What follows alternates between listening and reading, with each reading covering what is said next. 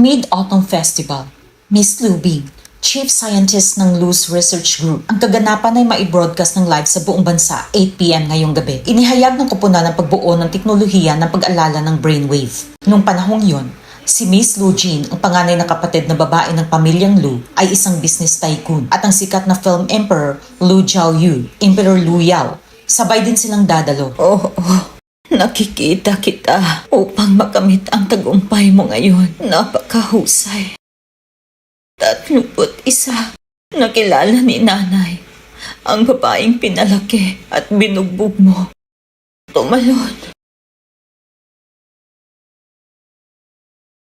Babae.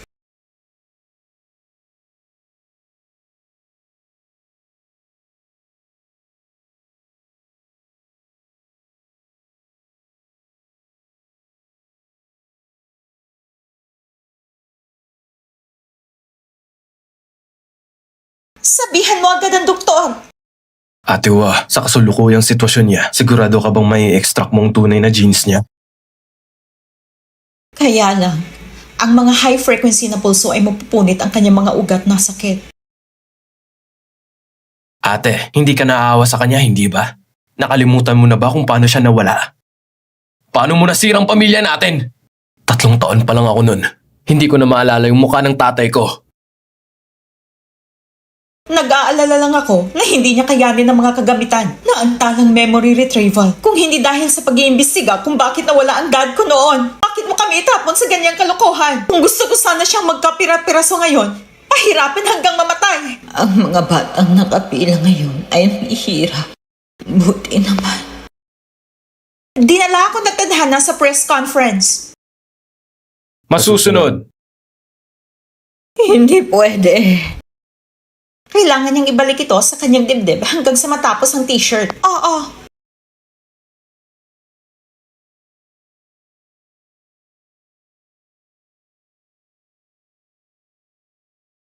Professor Dubin, nauunawaan na ang kaganapan sa paglulunsad ng teknolohiya ngayon. Hindi lamang nila i-anunsyo ang teknolohiya ng brain fuse extraction. Oo. Gagamitin ko ang magkakapatid, ang banal na ina sa White Autumn bilang ating tema. Bilang unang kaso na inahayag sa publiko, ang teknolohiya ng brainwave extraction na ginawang papubliko online ay gustong makita ng lahat. Tinutukoy mo ba yung madalas na bisitang iyon sa mga wanted na posters? Si Bai Q ay talagang ina ni Lu? Kung may pagpipilian lang sana kami, mas gugustuhin pa namin ng walang ina katulad niyan. 30 years ago, simula sa Mid-Autumn Festival, niloko niyang mga tao para lang sa pera at pagsusugal.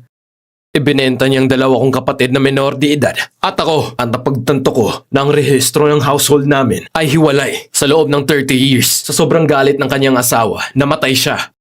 Siguradong may kaugnayan ito sa kanya. Ang buong pagkabata ng 3 magkakapatid, lahat sila ay malalim na natakpan ng kanyang anino. Sa pagkakataong ito ay gusto kong makawala sa mga laala nila. Hanapin ang katotohanan sa likod ng pagkawala ng ama. Bilang nagpasimula sa live broadcast na to, nais kong ipaalala sa lahat ng nandito, mga kaibigan na nakapanood ng live stream, ang pagtitiis ni Bayiku ay lubos na masama. Hindi matitiis basahin, mga iksinang hindi malilimutan. Magsimula na tayo!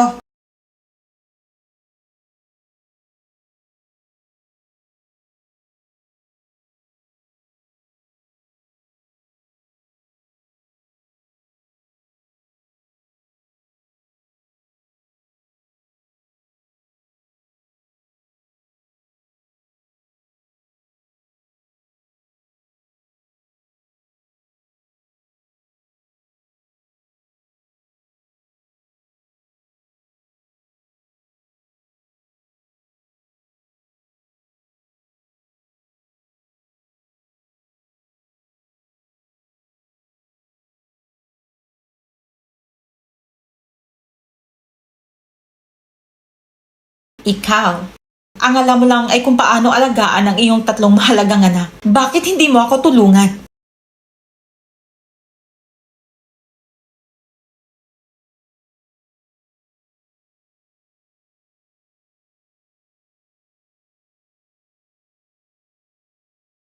Ang ama ko!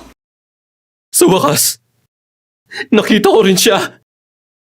Ang araw na nawala si tatay! Ano ba ang nangyari nung araw na yon? Oy, Tio, kung pagod ka, magpahinga ka muna. Tutulungan kita pagkatapos kong maglipat ng mga gamit para sa mga bata. Hindi pa ako pagod. Hayaan natin ng ating mga ina at anak na kumain ng masarap, mahal. Oh, sige, mahal. Kahit na ang mga immortal ay mas mabuti kaysa sa Empress Lu, papatayin niya rin tayo. Oo nga pala, bibili ako ng isang piraso ng panang baboy para sa mga bata dahil pinakagusto namin yung nilagang baboy mo. Sige.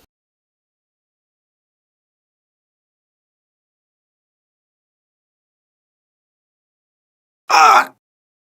Ah!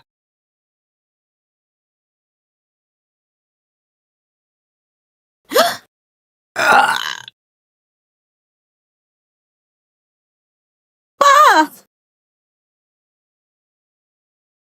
Ang ama ni Mr. Lu ay hindi pala nawala. Siya ay pinatay.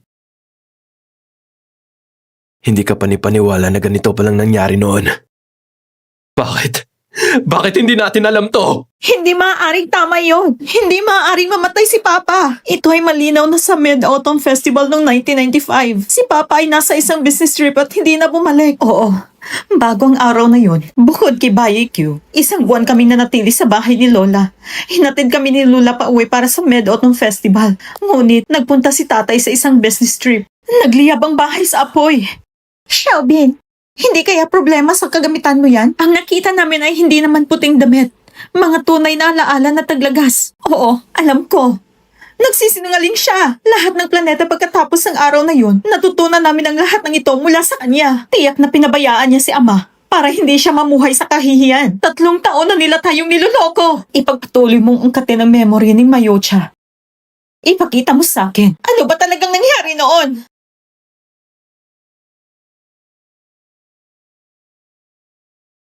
Ang kailangan ko lang malaman ay mga ebidensya na kung hindi ka ba espiya ng ating Yunan Order.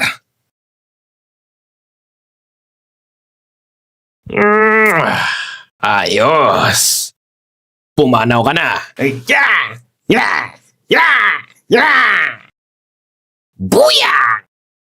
Foo!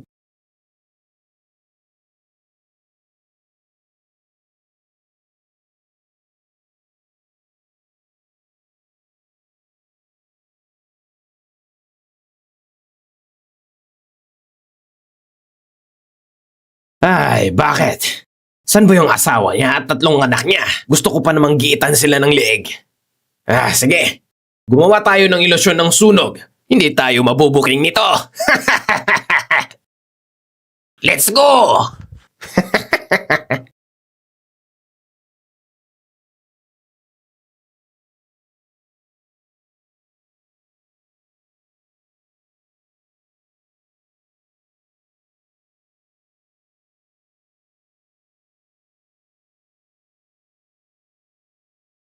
Yun ay kanilang master. Sila ay nagbebenta ng droga.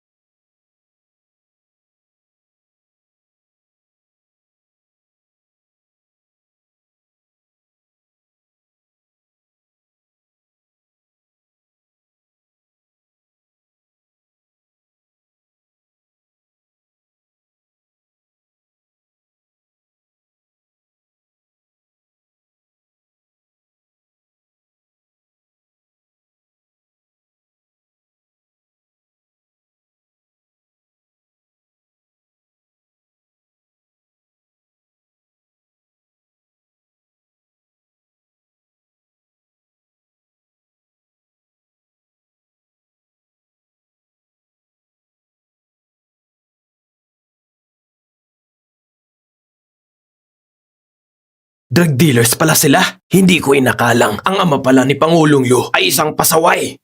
Isanikipisyo nila ang kanilang sarili dahil sa selos. Lagi kong iniisip na 3 taon siyang nawala. Minsan na akong nagduda sa kanya. Ayaw na niya ba tayo? Hindi na tayo papayag na linlangin pa tayo ng mahigit na 3 taon. Itinago din nila ang karangalan at tagumpay ng kanilang ama sa loob ng 3 taon. Alam ng lahat kung gaano kalupit ang mga drug addict. Ito kaya upang protektahan ng kanyang nabubuhay na membro sa pamilya. Alam nating lahat ang tindi ng kalupitan ng drug trafficker na yan. Posible kaya na isinuko niya ang pagiging tao niya para lamang maprotektahan ang kaniyang pamilyang naiwan, proteksyon? Pinaliwala niya ang pagkatao niya para lang sa kapakanan ng salitang proteksyon? Oo, noong panahong iyon ay mga bata pa tayo, niloko niya tayo na maituturing pang isang white lie. Ngunit hanggang sa kamatayan niya, di niya nalalaman kung nasaan ang anak, kaya di siya matahimik sa huli. Hindi pa ba malinaw yan? Ang paglilinis ng dugo sa pinangyarihan, ang pagtatago ng bangkay ng ama, ang pagtatapon ng lahat ng bakas ng krimen, iyon ay malinaw na itinago ang ebidensya at katotohanan. Iyan ay dahil nakita siyang walang ginawa habang namamatay ang asawa niya. Pwede ngang ganon. Si Lin Yikyu ay may masamang reputasyon, laging nakikisalamuha sa pinakamababang kuri. Ibinenta ang lupa ni Mr. Lu para sa pera at naging dahilan ng pagkamatay ng biyenan niya. Posibleng hindi siya nag-iisip ng tama. Madalas siyang makulong, ganyan talaga ang ugali niya. Luwag siya ay sinungaling. Siyempre, sa loob ng 30 taon ng pagtitiwala, marami ang namatay ng walang malinaw na dahilan. Kung sila ay mabubuhay, makikita ninyo kung gaano siya kalayo. Niloko ni Jinjing yan ang lola at kami lang na magkakapatid na noon ay ilang daong gulang pa lamang.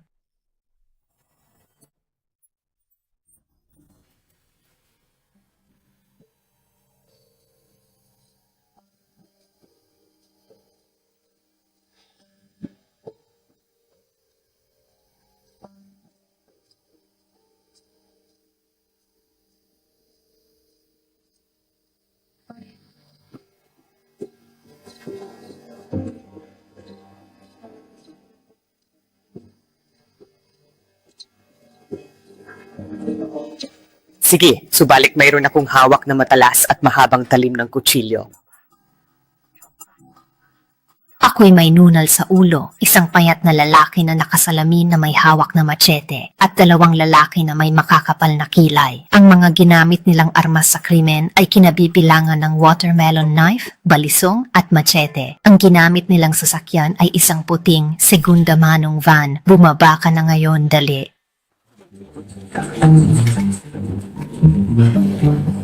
Kuya, kakilala mo ba ang mga Lu? Ako si Liu mula sa komite ng barangay. Tumawag sa amin ang matandang ginang Lu, sinabing nasusunog daw ang kanilang bahay. At dahil sa matinding pag-aalala, pinapunta niya ako upang tingnan. Oo, matagal ko ng kaibigan si Lu Hudu. Kailan bumalik ang matandang ginang, aburidong-aburido rin ako, pero handa akong tumulong.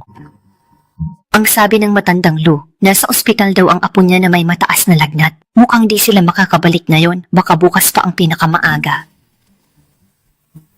Sige, maraming salamat sa'yo. Babalikan na lang kita ulit bukas, ha?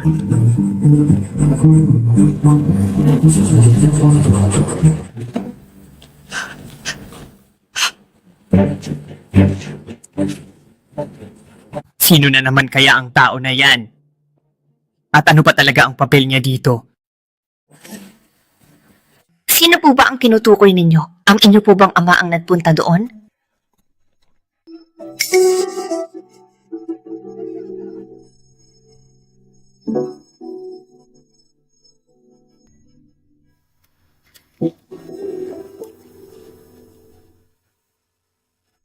Nagpunta siya sa isang business trip. Ano pa talaga ang eksaktong nangyari sa bahay na yan? At bakit naman bigla na lang itong nasunog sa ganitong katinding kalagayan?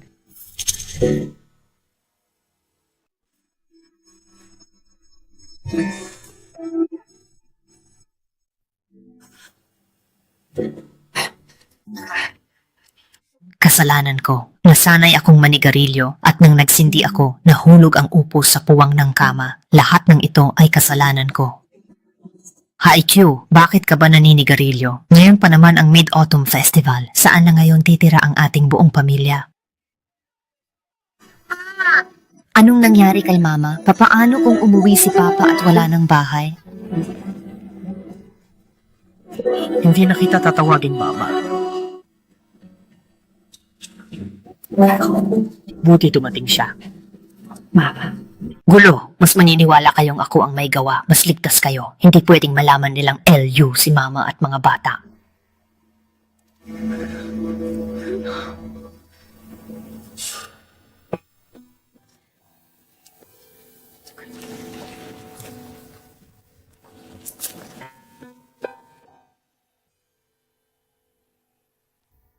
Matulog na kayo ng mahimbing ngayong gabi.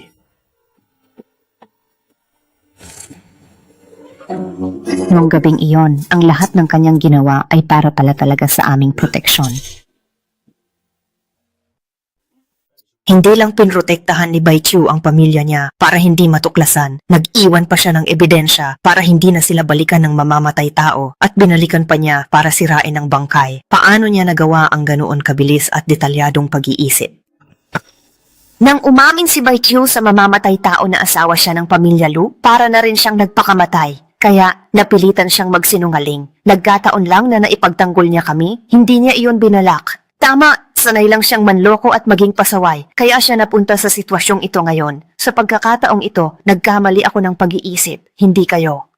Alam, noong gabing iyon, kinalimutan niya ang kanyang kasalanan at hindi na umuwi. Kinabukasan, nalaman naming pumasok pala siya sa isang mahjong-an at nagsugal buong magdamag. Hindi lang ang pera ni Papa Sikong ang kanyang isinugal, pati na rin ang bahay ni Lola ay naisugal din. Kinasusulog pa lamang niya ang nag-iisang bahay ni Papa na siyang tangi naming masisilungan.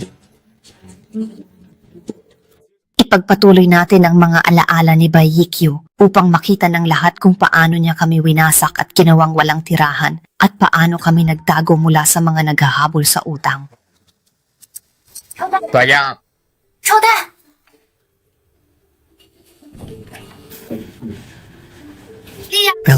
Peleme. Anong ginagawa niya? Hindi ba't nagsusugal siya? ano pa bang gagawin niya? Maling taya, nagsusugal nga.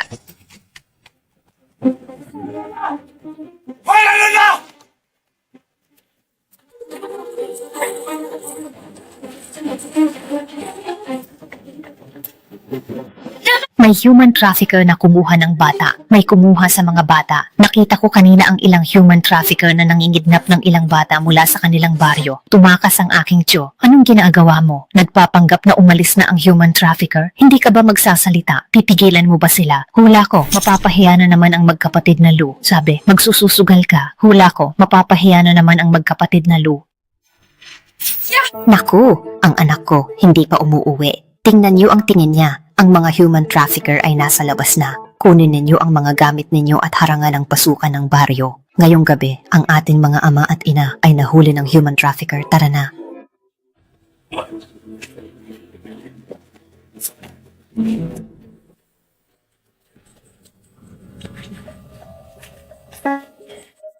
Tapos na ako. Hindi ako kumuha ng bagong paninda ngayon, alam mo ba? Napagkasunduan na namin ito, sinabi ko na sa inyo.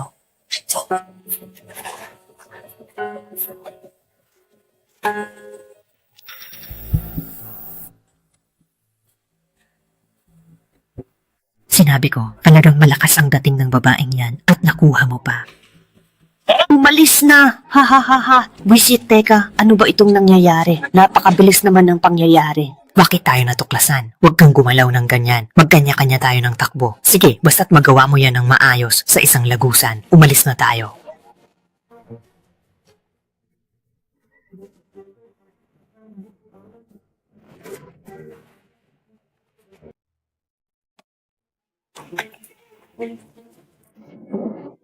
Iba to, ay, sumigaw ka. Sabihin mo kung saan tinago ang bedsheet ko. Nagkamali ba tayo ng tao? Hoy, ayaw umamin? Bubugbugin ka namin hanggang umamin ka.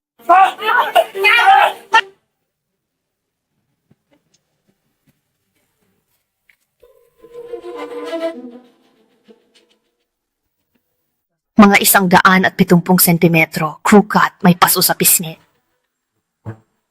Alam mo rin, ang lahat ng ito ay bahagi ng mas malaking kwento. Isang komplikadong sitwasyon na may maraming anggulo at detalye na dapat isaalam-alam. Hindi lang ito simple, kundi isang masalimuot na tapestry ng mga pangyayari at motibo na patuloy nating sinusubukang intindihin. Ang bawat piraso ng informasyon, gaano man kaliit, ay mahalaga sa pagbuo ng buong larawan. Sa bawat pag-usbong ng bagong detalye, lalo nating nauunawaan ang lalim ng mga pangyayari at ang mga implikasyon nito sa lahat ng sangkot. Kaya't mahalaga na tingnan natin ito sa mas malawak na perspektiba at hindi lamang sa ibabaw. Para guluhin ang buhay ko rito sa China, 6 na kriminal, lula ng isang halos bagong puting sports car, umatake sa isang intersection sa kalagitnaan ng araw. Ang isa sa kanila ay 35 taong gulang na may tiyak na taas at 3 sa kanila ay nakasuot ng leather jacket.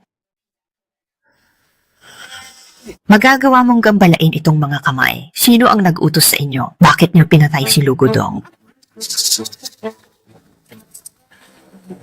Hindi ko maintindihan ang sinasabi mo, Pata. Bakit mo ako sinasaktan ng ganyan? Wala akong alam tungkol sa kanya. Ay naku, ano ba naman ito?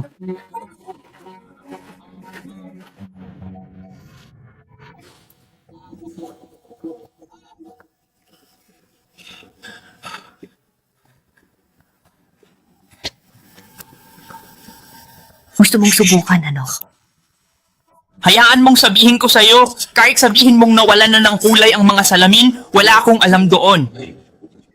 Kahit isa man lang, hindi ito magiging epektibo. Kahit patayin mo pa ako, wala kang makukuhang impormasyon mula sa akin dahil wala talaga akong nalalaman.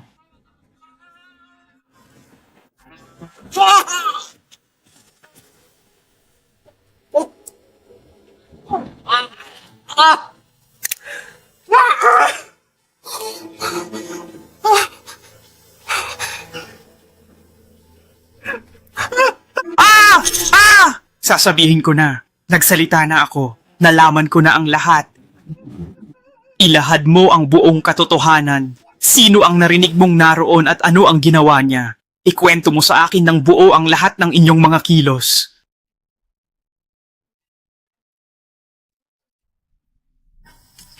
Kami, noong mismong unang araw, nanuluyan kami sa likod ng Chunhua Guest House at talagang nagpunta rin kami sa lugar na iyon. Ang mamamatay tao na si Joe Biao ay dumaan sa Chunhua Guest House sa bakuran ng may-ari at iba pang lugar bago pumunta sa Wangyi Community. May naiwang DNA, plate number DS C-626, ebidensya, dugo ng salarin, tugma sa tao. Hindi lang pinigilan ni Bai Q ang mga kriminal sa tulong ng madla, kundi mag-isa pa niyang hinarap ang pumatay. Pinatunayan niyang sila ang pumaslang kay Lugudong, ngunit isa lang siyang may bahay. Kuya, ihat! May isang van na may mga taong nakasuot ng maskara ang walang pag-aalinlangang dumiretso sa aking rancho na tila may masamang intensyon at layunin. Nagdulot ito ng matinding pagkabahala at takot sa akin. Ipakita ninyo sa aking patanginang tatay na diretso ako sa impyerno. Huwag kang magbalak tumakas, bilisan mo. Dapat mabilis ka. Huwag kang magbalak tumakas, bilisan mo. Dapat mabilis ka.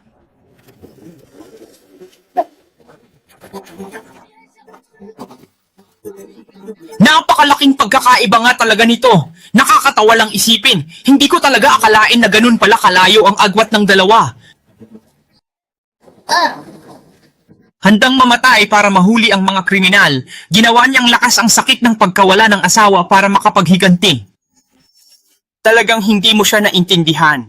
Alam mo bang nandoon siya sa loob ng 2 taon, matapat na naghihintay at nanatili sa kanyang tabi? Hindi siya pwedeng mamatay. Kung wala siyang awa, masama ito sa pamilya ko. Ikaw ang haharap sa sarili mong kapahamakan. Gusto ko nang sumuko. Lahat ng utang mo sa akin ay kailangan mong bayaran ng buong buo at walang kulang.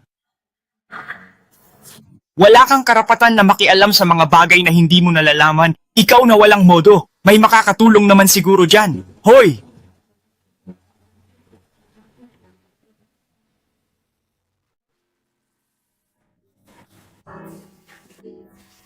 Hindi ako makatulog. Ganap ng umaga. At may isa pa akong napakahalagang bagay na kailangan kong tapusin. Uy! Si Fukyang may saksak. Ang likod pa rin. Kailangang obserbahan ng 48 oras. Bawal kang bumangon sa kama. Sa mga residente, isang human trafficker ang nahuli kagabi. 5 pa ang nakatakas. Nagpapatrolya na ang mga bayan. Kuya, yung nahuling human trafficker, taga rito ba sa ating syudad? Oo. Nang malaman ng syudad ang nangyari, nag-abiso sila sa lahat ng munisipalidad na magsagawa ng operasyon laban sa mga human trafficker. Bahay-bahay silang naghahanap. Hoy, huwag kang gumalaw. Magaling! Tiyak na hindi na sila magpapakita pa. Ligtas na pansamantala si nanay at ang mga anak. Ibigay mo ang numero ng telepono ng mga kapamilya mo para makapagbayad sila ng bayarin sa ospital. Sa aming bahay, wala kaming pera at wala rin kaming telepono. Sige, ako na muna ang aalalay. Magpahinga ka ng mabuti. Kailangan ka pa namin para sa mga susunod na investigasyon. Kuya, Gusto ko sanang umuwi para makita ang aking pamilya. Bukod pa rito, may isa pa akong hindi natapos na gawain.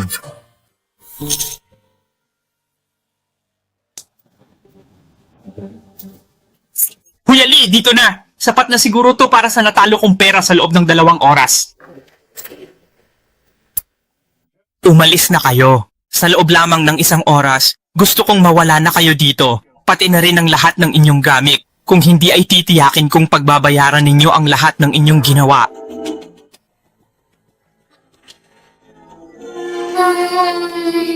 Hoy, ikaw na duwag! Sinunog mo na bahay ni Bodong at hindi mo pa sinabi. Ngayon, pati bahay ng aming ninuno, sisirain mo pa. 4 na pader at 1 kama, pare-pareho lang naman yan. Hindi mo ba narinig ang sinabi nila? 1 oras na lang, bilisan mo na ang pag-ayos ng gamit mo.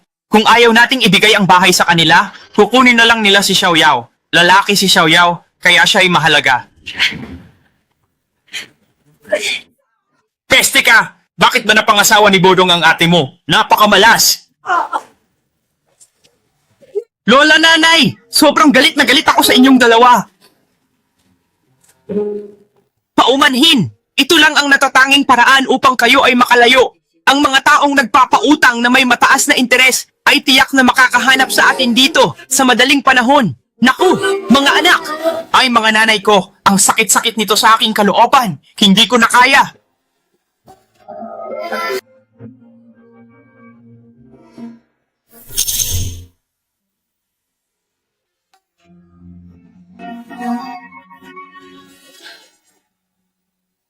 Tama! Isinugal ni Bayikyo ang bahay para mailipat ang pamilya sa ligtas na lugar. Huwag ninyo akong kunin! Huwag ninyo akong kunin! Hindi ako lalaki! Matulog ka na! Matulog ka ng mahimbing at panatag!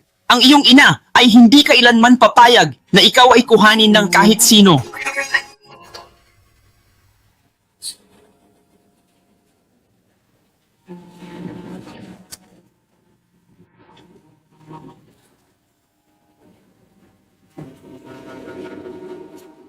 Ito na marahil ang kahuli-hulihang beses na makikita ko ang mag-ina sa buong buhay ko. Hindi ko lubos na maintindihan ang sitwasyong ito at sa iyo na lamang nakasalalay kung paano mo ito pahahalagahan o bibigyang interpretasyon. Posible nga na ito na ang katapusan.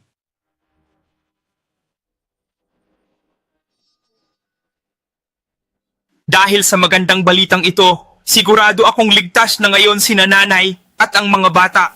Simula ngayon, paulit-ulit kong gugunitain ang bawat mukha ninyo upang hindi ko kayo tuluyang makalimutan at mawala sa aking isipan at alaala para hindi ko kayo palampasin.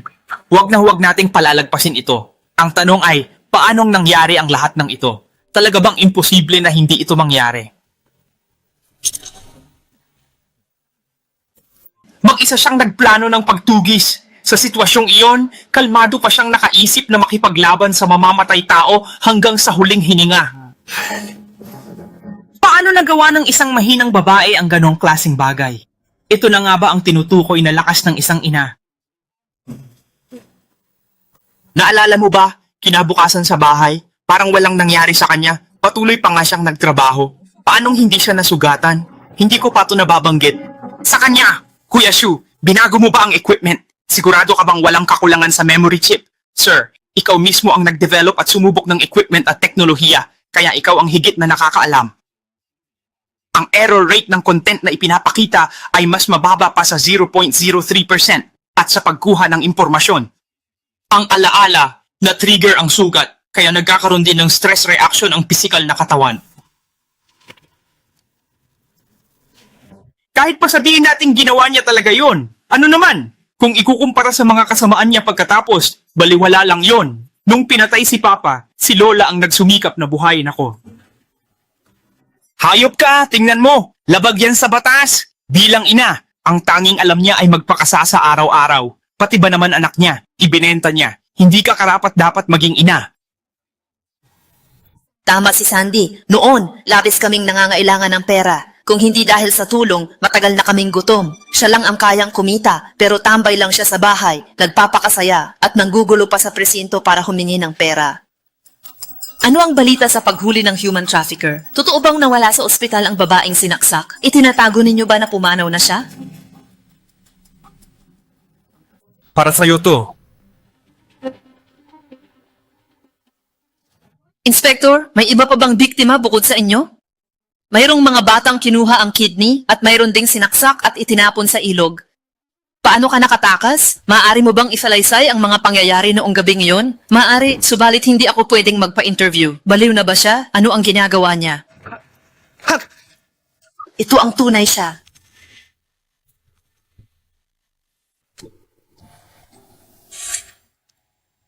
Para saan ang perang yan? Ang bawat tao ay dapat may 40? 40? Ang sweldo ko sa isang buwan, di pa umaabot ng 40? O sige, dinagdagan ko pa ng 5 piso? Sapat na yan sa 2 linggo mo?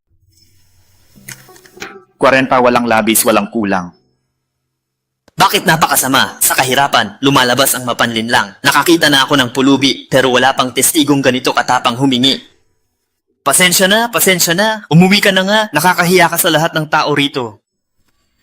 Sige, uuwi na ako para magpakain ng baboy. Hindi kayo makakakuha ng balita. Sayang lang ang punta nyo rito. Huminto ka na. 4 na po ang hinihingi ko. Sige, makatarungan na ang presyo.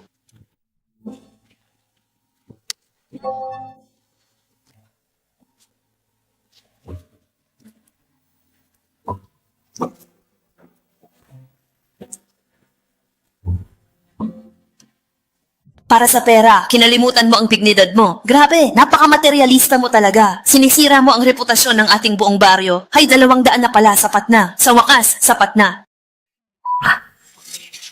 Para sa balitang yan, nag-abuno pa ako ng 40, minamalas sa lahat ng bagay. Nagpakalayo-layo ako para lang maloko ng matandang yon. Hindi na ako babalik sa lugar na to.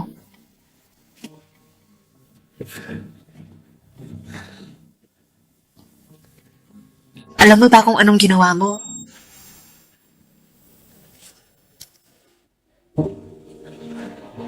Kuya, pasensya na sa aking ginawa kanina. Ikinahiya ko ang pangalan ng ating baryo. Ngunit wala na talaga akong magagawa. Saktan mo man ako o murahin, ayos lang sa akin. Ang tanging pakiusap ko lang po ay ibigay mo itong perang ito sa aking biyenan. Sabihin mo na lang na ito ay espesyal na tulong pinansyal mula sa iyo para sa aming pamilya. Kaya mo ba ginawa ang lahat ng iyon para lang kumita ng pera para sa pamilya mo? Naisip mo ba kung paano kanila isusulat pag uwi nila kapag nasira ang reputasyon habang buhay kang mapapahiya at hindi na makakaahon? Hayaan ninyong sabihin nilang sakim ako sa salapi. Wala nang mas babagsak pa sa reputasyon ko. Kaya hindi na mahalaga sa akin ang lahat ng ito. Hanggat makakakain ang aking mga anak at makakapag-aral sila ng maayos, baliwala ang lahat ng yan. Ang lahat ng iyon ay walang saysay. Ang pera na nais niya, ang tinutukoy niya, ay ang tinatawag na tulong pinansyal. Ginamit niya ang pagkakataon ng panayam upang makakuha ng pera, subalit ang totoong dahilan pala ay upang makalikom ng pampaaral para sa kanyang mga anak. Para makalikom ng matrikula, hindi siya naintindihan ng lahat pero wala siyang pakialam. May kakayahan siya. Pero nagpapanggap pa ring mahina. Bakit ka nagpapaawa? Sa pagpapakita lang ng kaunting kabaitan, mababago na ang pananaw sa kanya at magiging isang anghel. Nakakatawa talaga. Hindi maikakaila na sa yugtong yon, siya ay masasabing isa pa rin. Natin na karapat-dapat siyang tawaging isang ina. Subalit, sa sandaling masaksihan ninyo ang pagbebenta niya sa kanyang anak, mananatili pa rin ba ang inyong pagtingin na iyon? Noong panahong lubos na naghihirap at walang makain ang buong pamilya, ang 9 na taong gulang na kapatid mo ay ninais na tumistigo sa korte. Ngunit sa halip ay siya pa ang pinagbayad sa kanyang kapatid. Ang 500,000 piso ng amo. Xiaobiao, nasaan ang ate mo? Hindi pa ba siya nakakauwi mula sa eskwela? Hindi pa ba tapos ang klase niya?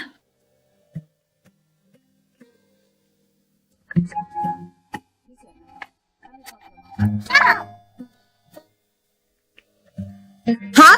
Nasaan na si ate? Sinunog mo ang bahay? Pati ang salapi ng pamilya ay iyong sinunog. Pati ang ate mo ay kailangang magtrabaho sa fitting room para lang kumita.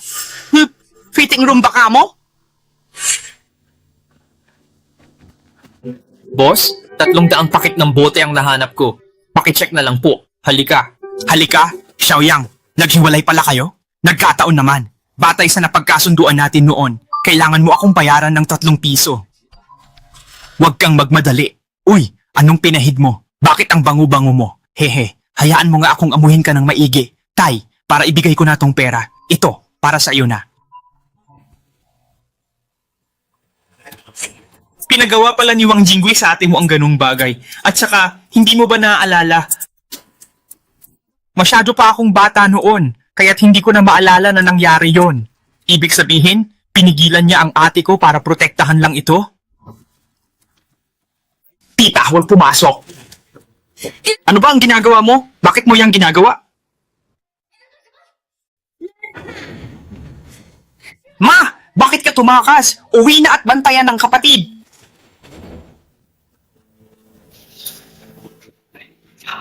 Ay, huwag kang matakot. Hinahangaan ko lang ang maliliit na kamay ng iyong anak. Mukhang salat kayo sa salapi nitong mga nakaraang araw, hindi ba? Ang ganda rin ng iyong figura. Kung nais mo, samahan mo ako sa isang gabi at bibigyan kita ng malaking halaga ng pera. Anong ginagawa mo? Bitawan mo ako. Ayaw ko ng ganito. Kapag pumasok ka, hindi na kita matutulungan, ha? Ha? Sasaktan mo ba ako? Inay, ano ang binabalak mong gawin?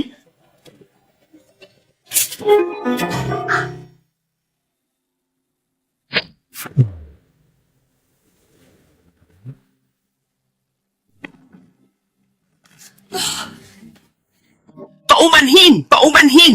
Hoy! Anong bang ginagawa mo dyan? Pigilan ninyo siya at huwag niyong palapitin. Ilabas mo yan! Sa wakas, pinayagan na ako ng amo na mamulot ng mga botones, pero sinira mo ang lahat ng iyon. At sinaktan mo pa ang amo? Paano na tayo makakabayad ng pinsala ngayon? Gusto mo ba talagang magpakamatay kaming lahat? Hindi naman niya kami hinahanap? Halika na, umalis na tayo!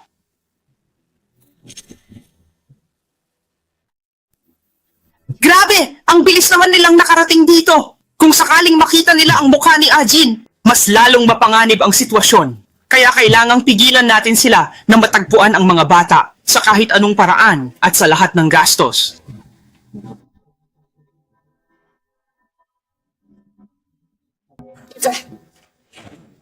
Bilis! Hulihin sila agad!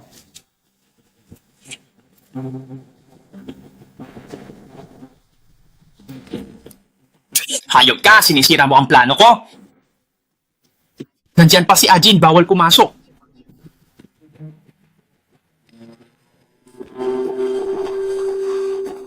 Kuya, ang dangot mo, ang kulit mo. Subukan mo lang akong lokohin, hayop ka.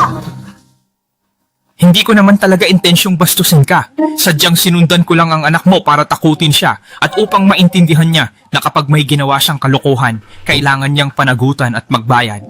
Ang totoo, nais kong makipag-usap sa'yo tungkol sa negosyo.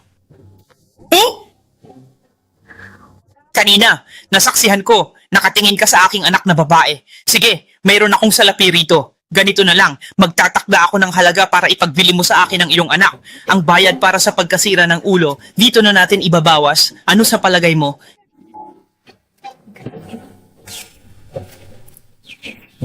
Kaya pala pinoprotektahan ako ni Daoshi. Talagang pinoprotektahan mo ako noon. Pero sa huli, ibinenta mo pa rin ang ate mo. Tama, kahit may konsensya siya. Ang katotohanan ng sunod-sunod niya kaming magkapatid na ipinagbili ay hindi maikakaila. Mali. Baka ngayon, balak niyang gawing totoo ang kunwari lang at ang paraan ng pakikipagtawaran ni Daoshi ay hindi nagpapahiwatig ng pagpapanggap. At para maipagbili ako, hindi siya nagdalawang isip na. Magbawas ng presyo. Sige, sabihin mo nga sa akin, magkano ba talaga dapat ang presyo nito? Ang aking anak na babae ay kaakit-akit at matatas sa paggawa ng mga bagay. Kaya, karapat-dapat lamang na malaki ang kanyang halaga. 52. 500,000 kung mababayaran ng buo, isang salita tapos ang usapan. Nababaliw ka na ba? Akala mo ba yung ginto yan? Sa tingin ko, mukhang nahulog na ang iyong ngipin sa harap, kaya umalis ka na. Kulang na tayo sa oras, paalisin mo na ang amo. Kuya, huwag kang magalit o kaya'y ganito na lang. 50,000, bigyan ninyo ako ng 50,000 at ang anak ko ay sa inyo na. Kung ano man ang gusto ninyong gawin sa kanya, ito'y bayad sa pagkasira ng ulo ninyo. Ay hindi, sige, iyang 50,000. Sige, maghihintay ako rito para sa'yo. Kunin mo ang pera at kapag naibigay mo na, ibibigay ko na rin ang tao. Sige. Paano ko naman maipagbibili ang ate ko sa iyo? Kaya pala niya ikinulong ang ate ko ay para iligtas ang kanyang buhay. Bakit mag-isa siyang lumalapit sa mamamatay tao? Itinataya niya ba ang kanyang buhay? Kung susuriin ang mga nakaraang kilos ni Bayikyu, hindi siya isang taong basta na lang sumusuong ng walang pag-iisip. Kaya naman, mayroon pa siyang ibang paraan na nalalaman. Ano man ang gawin niya, hindi nito mababago ang katotohanan dahil sa pagsusugal. Ipinagbili niya kami isa-isa. Baka inililigtas lang niya si ate dahil may balak na siyang ibenta ito. Kung hindi kayo naniniwala, abangan ninyo. Meron pang bagong lipat dito na isang matandang babae na apelidong Lu kasama ang 3 bata. Kuya, yung pamilyang pinagtatanungan mo, alam ko kung sino sila. Meron pa nga akong mga litrato nila. Nais mo bang makita? Ibigay mo sa akin ang mga larawan at ang salapi ay hindi problema. Sa tuwing kumikilos si Ate Bay ngayon, palagi kong naiisip na mayroon siyang inihahandang matinding plano. Hindi kaya, hindi pera ang gusto ni Ate Bay, kundi ang mismong buhay.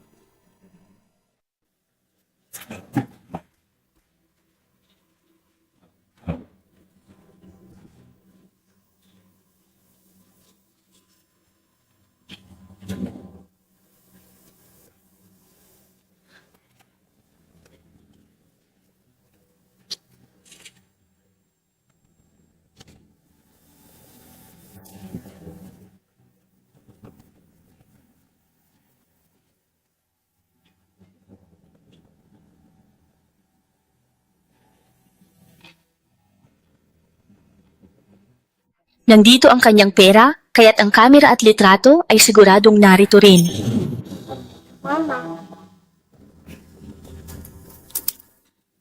Ang bait-bait naman ng batang ito. Halika't sumama ka kay Cho, ha?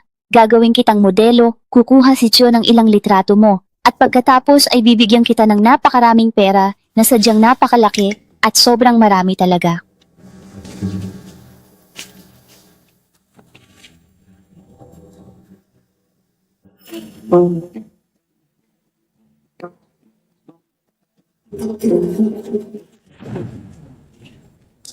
Sino ka? Sino ka sa tingin mo para gawin yan? Ikaw? Ano ka ba?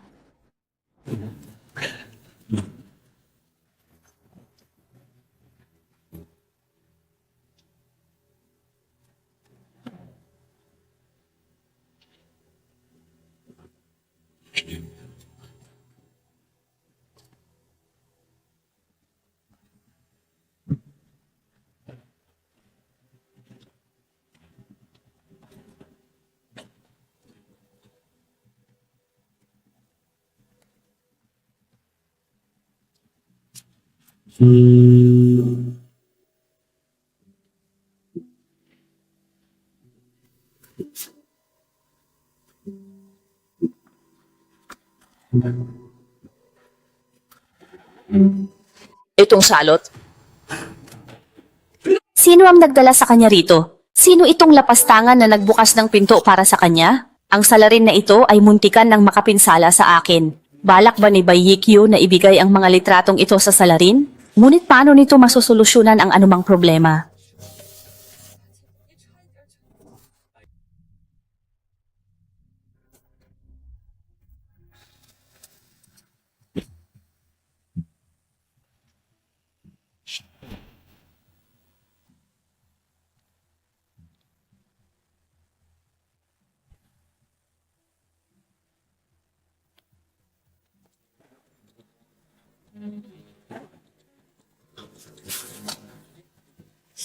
Naku kuya, kanina lang, nakita ko ang isang lalaki na tumalon mula sa bintana mo. Tila may petlat sa kanyang mukha. Ang hawak niya ay mistulang kamera. Malamang, isang magnanakaw ang nakapasok sa'yo.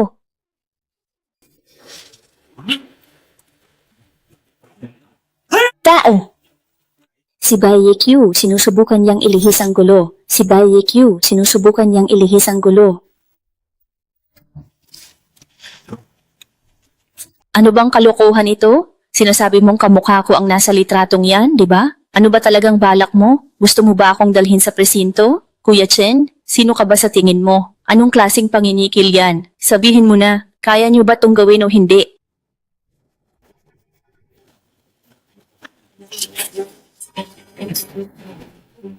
Gusto ba ninyong makipaglaro ng marumi, ha? Mukhang hindi pa sapat ang inyong karanasan at pag-iisip, kaya't hindi pa kayo handa sa ganoong laban. Hoy! Hoy!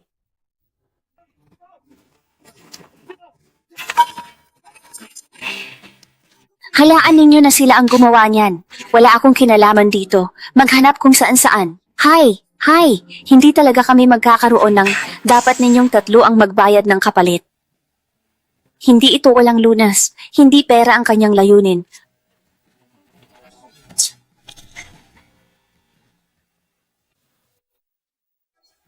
Paano niya nagawa yon? Ginamit ang walang awang amo para puksain ang salarin, saka pinaubos sa pulisya. Napakagaling nitong pagliis ng gulo. Napansin ba ninyo? Mula sa paggamit ng mga taga-nayon para hulihin ang human trafficker hanggang sa paglihis ng gulo ngayon, diretsong humarap si Bai Chao sa krisis at maingat niyang pinoprotektahan ng mga bata. Ngayon, malinis ang konsensya ni Bai Chao bilang ina. Kung nagawa niyang protektahan kami, bakit niya kami ipinagbenta? Una, ang ate ko ay ipinagbenta sa East City. Pangalawa, nang iligtas ako ni Fu mula sa pagmamaltrato, humingi pa siya ng pera sa aking ama. Alam niyo ba kung gaano katakot para sa isang 6 na taong gulang na bata na marinig na ipagbebenta siya ng sariling ina? Higit pa rito, si Xiaoding, 3 taong gulang pa lang siya noon. Paano siya magtatayo ng tiwala sa kanyang ina? Kinailangan niyang pasanin ng sakit ng pagpapabaya ng kanyang tunay na ina. Oo nga, ano man ang mangyari. Hindi niya kami dapat na ipinagbenta. Nawalan kami ng amang at inang magulang. Nawalan din kami ng aming tirahan. Bilang isang ina, siya sana ang aming pinagkakatiwalaang suporta at lakas ng aming pamilya. Tungkol sa pangyayaring ito, hindi ko siya mapapatawad, anuman ang mangyari. Abogado, tungkol sa bayad pinsala ng aking anak. Pinsala sa trabaho po ng anak ninyo. Titiyakin kong buo ang kabayaran mula sa pabrika. Dahil may problema kayo sa tuhod, ihahatid ko na kayo pa uwi. Mahigit 1 linggo ko na siyang inoobserbahan at totoo nga ang sinasabi ng mga kapitbahay. Isa siyang responsableng at mabuting tao. Sa kanya ko lang mapagkakatiwala ang ipaubaya si Abing. Direktor Yue, bagong pitas po itong mga prutas. Pakikain na lang po. Mayroon po akong anak na babae, napakatalino at napakabait sa aming tahanan. Hindi na namin kaya ang gamit ng bata. Maaari niyo ba siyang ampunin? Ibalik mo iyan. Wala pa akong intensyon na mag-ampon ng bata sa ngayon. Ito ay isang opisina ng gobyerno, kaya huwag ka nang bumalik dito sa hinaharap. Ikaw na naman, guwardiya.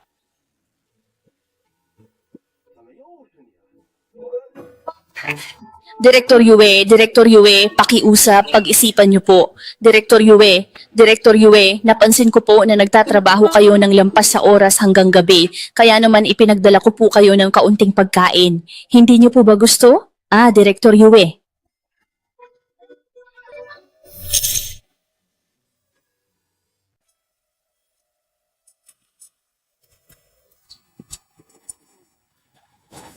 Tara, kumain na tayo. Ang direktor ay talagang mabuting tao. Sa oras na masaksihan niya si Abing na kasama ko sa aming mga transaksyon, sigurado akong lulambot ang kanyang puso. Bakit ka naglulupasay sa iyak? Ang simpleng gawain ay hindi mo magawa at may gana ka pang mag-iiyak. Masyadong mabigat ito at buong araw akong hindi pa kumakain. Hay naku! Wala kang kwentang bata, pati simpleng gawain, di mo magawa. Huwag ka nang kumain ngayon. Kung di mo sinunog ang bahay at ginamit ang tulong para upahan itong lumang tirahan, di sana tayo nagbubuhat ng mabibigat para kumita. Bakit mo ko minumura ng ganyan? Aba, sumasagot ka na ha? Tingnan mo, bubugbugin talaga kita ngayon. Anong ginagawa ninyo sa tapat ng opisina?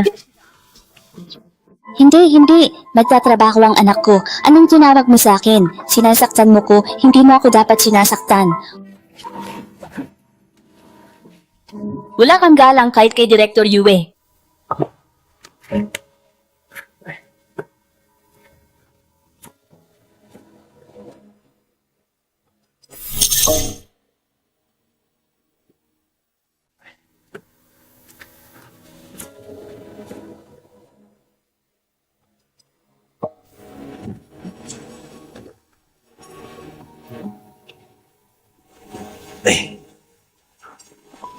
Pumasok ka muna sa sasakyan. May sasabihin ako sa iyong ina. Direktor, talagang humihingi ako ng paumanhin. Nakakahiya po sa inyo. Ang aking anak kasi, kadalasan, tama na, hindi mo ako madadala sa kunwaring paghihirap na yan.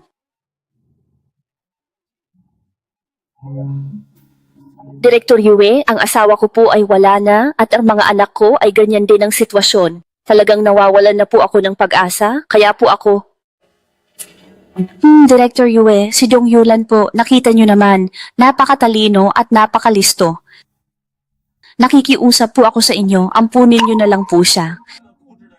Ngayon lang po ako nakakita ng taong ganito katigas ang ulo. Sige na po, hayaan nyo na akong umalis. Hayaan nyo po siyang tumira muna sa bahay ko. Sige po.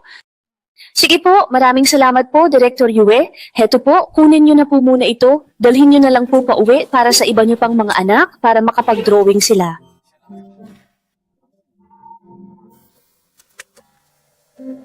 Maraming salamat po sa inyong pag-unawa at pagtulong.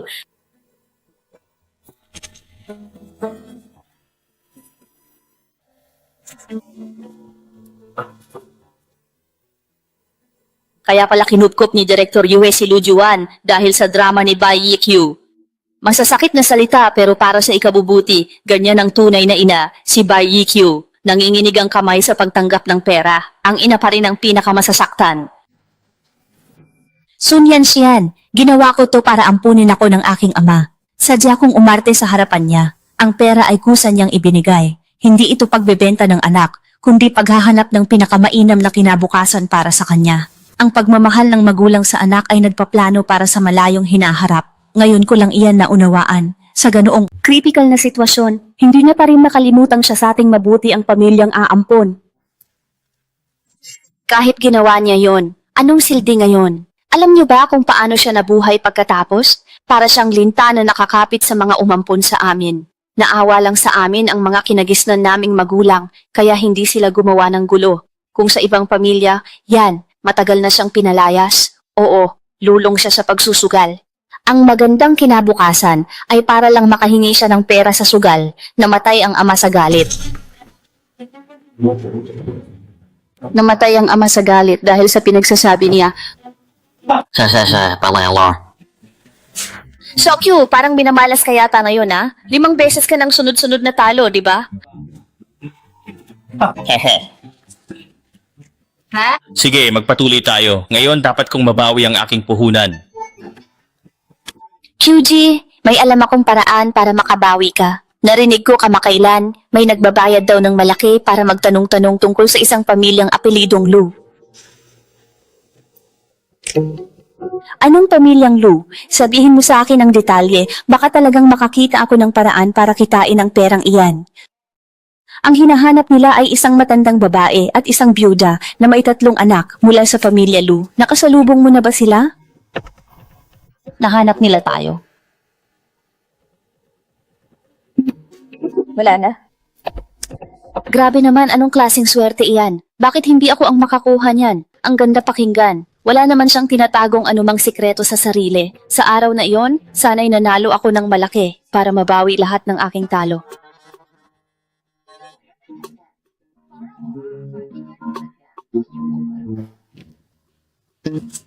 Huwag ka nang magtaka dahil totoo, kamakailan ay may isang taong lubhang mapagbigay na may peklat sa mukha at sa tingin ko, siya nga ang tinutukoy. Aba, ang isa sa mga kasama ko ay nakapagsilbi sa kanya ng inumin at siya rin ay nagtatanong tungkol sa pamilyang Lu. Sa tingin ko, gusto lang din nilang kumita sa pagbibigay ng impormasyon. Teka, sino ba ang nakabanggaan ng pamilya Lu? Sino ang makapagsasabi? Sa panahong ito, ang pagkuha ng impormasyon tungkol sa isang pamilya ay hindi ganoon kadaling gawain. Sige, tuloy lang. Sa pustahang ito, itataya ko ang lahat ng aking yaman. Sabihin mo, sa pagkakataong ito, itinatalaga ko ang aking buong kayamanan at lahat ng aking ari-arian. Lahat-lahat.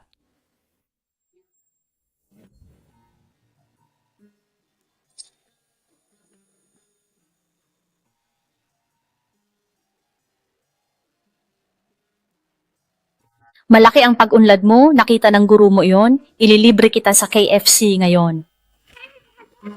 Ha ha ha ha, maraming salamat sa'yo.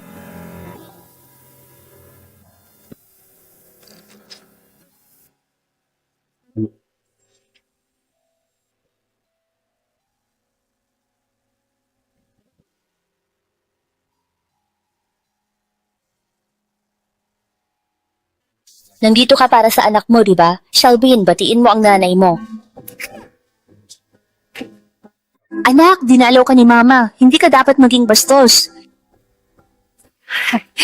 Hehe, sinong nagsabing siya ang dinalaw ko? Director Yue, pwede po bang makahiram ng 100 para pansamantala? May 2 pa kasing bibig na pakakainin sa bahay. Maubos na rin ang gamot sa high blood ng lola niya. Sa susunod na buwan, babayaran ko po kayo.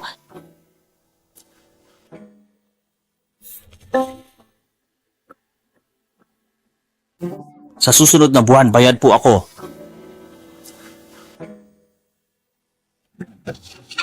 Napakasama niya. Matagal na niyang ipinamigay ang mga sisiw. Yung mga yon, binili niya nung nakaraan. Siguradong natalo na naman siya sa sugal. Ang batang ito'y lalong lumilinaw, ha? Sa tuwing dinagalaw namin si Lola, nakaharang ka sa pinto at humihingi ng pera. Dahil dyan, ayaw na kaming pauwiin ni Lola. Hindi ka pa rin ba nasiyahan? Nanalo ka na sa nakaraang 2 pagkakataon, hindi ka pa ba titigil? Gusto ko lang namang mabawi ang lahat ng perang nawala. Xiaokyu, tandaan mo, ang pagsusugal ay may masamang dulot. Mula ngayon, bawasan mo na ang iyong paglalaro ng mahjong. Huwag ka nang makipag-usap sa kanya. Tara na, opo. Ngayon, naiintindihan niyo na ba kung paano ako tinatrato sa aming tahanan? Araw-araw, binubulungan ako na kinakalaban ko raw ang aking mga umampon na magulang at hindi ko raw pinoprotektahan ang aming mga tauhan. Iyan ang tunay niyang pagkatao. Godo, nandito ako para bisitahin ka. Siguradong. Ikaw ay nag-aalala sa iyong ina at sa mga bata, hindi ba? Ang mga nagpalaki sa dalaga ay nagmula sa isang marangal na pamilya ng mga iskolar. Ipinadala nila ang dalaga sa pinakamagaling na paaralang elementarya.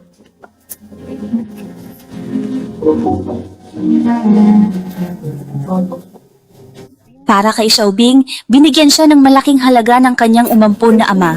Siniyang niya, nabubuhay siya sa bawat araw na parang isang maliit na prinsesa. Si Xiaoyao naman, labis ang kanyang pag-aalala sapagkat ang kanyang umampon na ama ay sobrang nag-aalala para sa kanya. Siya ay masyadong pinagmamalasakitan at inispoil ng labis, kaya para siyang isang munting emperador. Ang salarin, bago pa man lubusang matukoy at malutas ang anumang suliranin, ay maaaring biglang sumulpot sa anumang oras, handang magpakita at harapin sila ng walang babala. Ginawa ko lang to para humingi ng pera upang hindi na siya makabalik pa sa bahay. Ngayon, kinasusuklaman ko na nang lubusan ng taong yan na walang kabutihan. Basta't masiguro ko ang kanilang kaligtasan, ano pa ang nararapat kong gawin?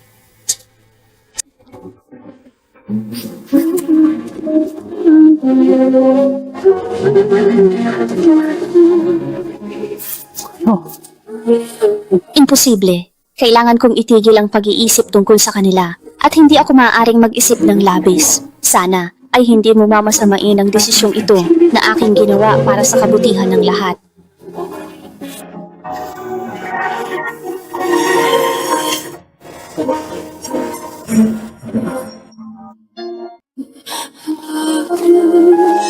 Namhihingi ba siya ng pera para itaboy ang kanyang mga anak? Malamang, oo. Walang saysay ang lahat ng ginawa niya. Ang punto, takot siyang matagpuan ng tunay na ama. Tama? Kaya tumakas siya. Hindi ako naniniwala, baka may rason siya.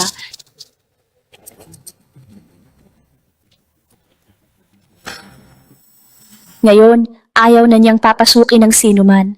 Anong ebidensya pa ba? Makasarili siya. Sa krisis, sarili lang niya ang mahalaga.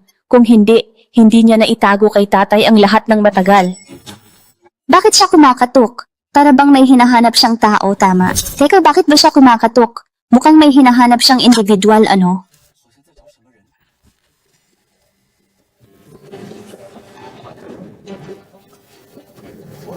Xiaokyu, sandali. Hindi naman siguro kailangan ng ganito kalaking halaga. Lokohin ko siya, paiinumin ko siya ng alak hanggang malasing, at sana maintindihan niya na umalis na lang. Gabi na naman, at napakalalim na ng hating gabi. Uefuzi, sana ay matulungan mo akong itago ang sikretong ito. Xiaoqiu, nalulungkot ako para sa iyo. Ngunit, mahalaga na mag-ingat ka palagi at siguraduhin ang iyong kaligtasan.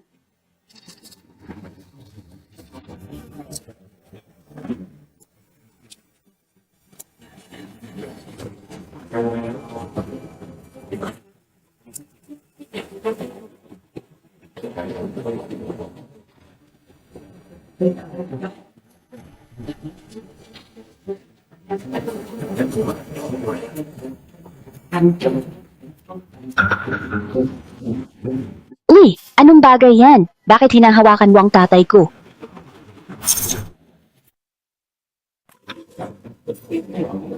Anong klaseng bagay yan na ayaw mong ipakita? Napakalakas ng loob mong sakta ng aking ama. Matindi ang kanyang tinamong bugbog na ang bawat suntok ay lalong nagpapahirap sa kanyang paghinga at bawat sipa ay nagpapalalim ng sakit. Naramdaman niya ang matinding sakit at takot sa bawat sandali.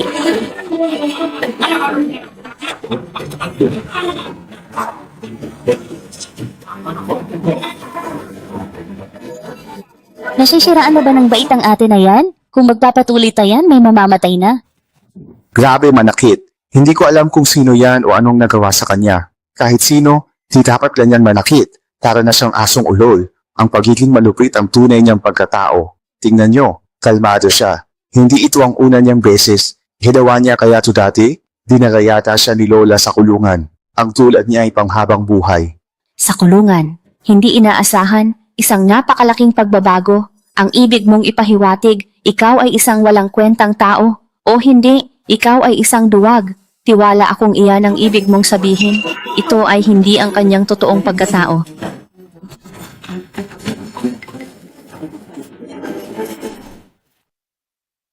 Kung gaano siya nagmura noon, ganun din ang iyak niya ngayon. Isa siya sa mga pumatay kay Papa. Ngayon ko naunawaan. Nagmamadyong pala siya para makakalap ng impormasyon at ang salapi inilaan niya sa pagkuha ng mga balita. Kaya't nang malaman niyang paparating ang may kagagawan, hindi na siya nagtangkang tumakas, bagkus ay naghanda para makaganti. Kaya pala nung binisita niya tayo, tinuring na niya yung huling pagkikita. Kaya sinabi niya sa puntod ni Papa na baka hindi na siya makabalik. Ang gusto niya ay ayusin muna tayo bago niya harapin ang salarin. Sa unang pagkakataon, ginamit niya ang mga taga-nayon upang kalabanin ang salarin. Sa pangalawang pagkakataon, ginamit niya ang amo para patayin ang salarin. Ngayon, siya na mismo ang humuli kay Zhang De. Long! Mukhang nung ipinaampon niya ang mga anak niya, pinaghandaan na niya ang araw na to. Sa nakikita natin ngayon, 3 beses nang iniligtas ni Baikyu ang mga anak niya sa panganib. Kray, nasaan ang natitirang 3 na pinagkakatiwalaan mo? Paano mo nalaman na mayroon pang 3 tao? Tunay ba na ginamit ni na Zhou Biao at Li Daquan ang mga pangalan ng iba? Ikaw ba ang may kagagawan nito? Tama, dali sabihin mo kung nasaan ang natitirang 3 tao. Kung ganyan, may pakinabang kami. Nasa 3 kalye lang sila mula rito. Bakit ganun kalapit, hindi ko rin alam. Sige, ituloy mo. Paano kayo nagkakaugnayan? Ano ang susunod na plano o hakbang na gagawin ninyo? Aray, huwag niyo akong saktan. Sasabihin ko na ang lahat. Sa huling araw ng buwan, sa hapon ng ika-30, magaganap ang pagpupulong sa isang lihim na iligal na sugalan. Sa pagkakataong ito, hindi ko na sila muling makikita at hindi na rin nila ako makikita kailanman.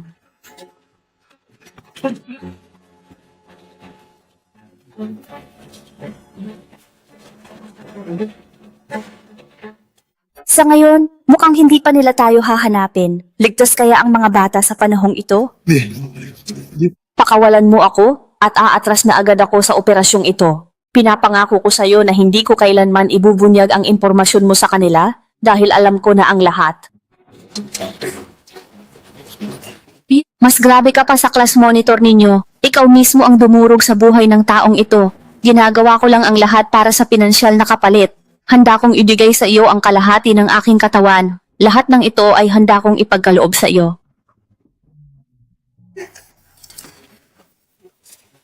Maibalik ba ng pera mo ang dote ko? Para sa akin, pera ang pinakamahalaga sa pagsasama ng dalawang tao sa kasal.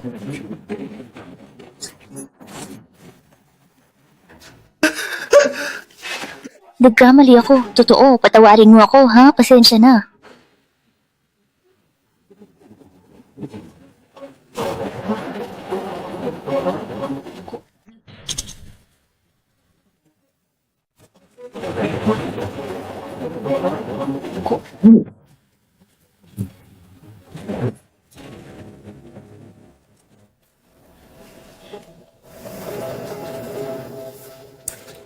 Gusto kong i-report na sa Chang'an Hotel, room 203, may nagtutulak ng droga.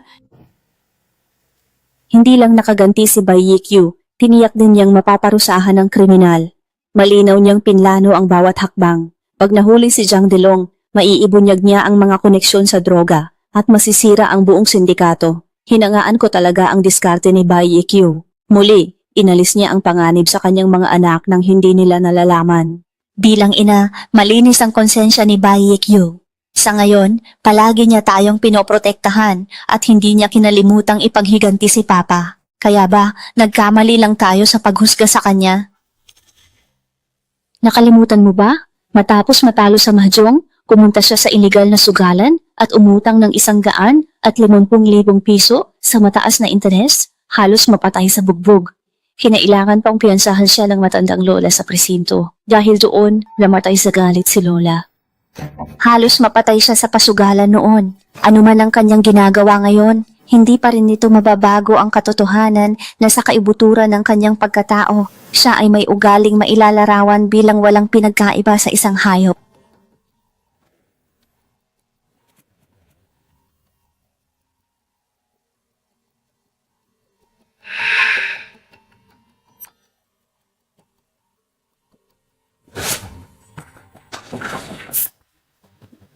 Isang bata ang nasa An County, isa sa Fen County, at isa pa sa Luo County. Ang pagsasama-sama nilang lahat ang tanging paraan upang masiguro ang kanilang kaligtasan at maiwasan ang anumang kapahamakan. Subalit, bago pa man natin iyon maisagawa, mayroon pang mas mahahalagang gawain na kailangan nating tugunan. Teka, atake ba sa puso yan? Naku, lubhang delikado yan. Huwag kang lumapit. Kung may masamang mangyari, magiging mahirap magpaliwanag. Tito, tiis lang po. Kukunin ko lang ang gamot. Hindi, huwag ka nang pumunta doon. Meron akong gamot na pwedeng makatulong.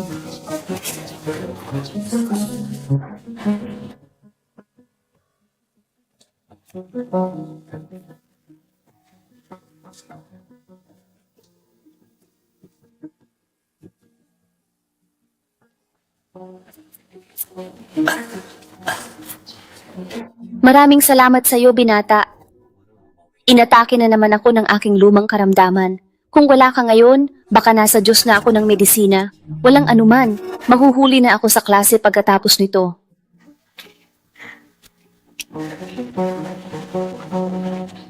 Naku, binibini, huwag ka nang kumain habang naglalakad sa kalsada sa susunod. Libre na ito sa inyo. Sa aking klase, may ilang kaklase akong kapos sa buhay at madalas ay hindi sapat ang kanilang kinakain. Maaari ko po ba silang isama rito para makakain? Oo, pwede. Halika lamang kayo rito araw-araw at libre ang pagkain ninyo. Lubos po akong nagpapasalamat dito. Paalam po ulit dito. Paalam na. Naalala ko yan. Kaunting lamang lang ang nakuha ko sa pagka-class monitor dahil sa mga boto ng aking mga kaklasing salat sa buhay. Ngunit, bakit siya nasa labas ng aking eskwelahan? Ang mahalagang ginagawa niya ay paninilip lang ba? Bakit niya binibigyan ng pera ang amo? Salamat, boss! Ang panganay ko'y nasa ikalimang baitang na at sa loob ng 2 taon, kailangan niyo po itong itago. Narito ang kabayaran, kasama ang pera nila sa agahan. Napakasakripisyo niya. Para sa sariling anak, kinailangan pa niyang pagpiyaga ang itago ito? Basta masaya ang anak kong babae, ayos na. Hindi na niya kailangang malaman ng iba pa. Ang aksidenteng yon ay plinano pala ni Bai Yikyu. Ang mga mabuting gawa ni Lin Luchu, siya pala ang nag-ayos ng lahat. Mali, walang kinalaman sa kanya ang lahat ng tungkol sa akin. Ginagawa niya to para magmanman sa akin, gusto niyang kontrolin ang lahat sa amin. Mr. Lu, sa tingin ko, hindi naman ganun kasama ang ina mo tulad ng iniisip mo. Ginawa niya lang yon para tulungan kang ayusin ang relasyon mo sa mga kaklase mo. Parang wala siyang kinalaman.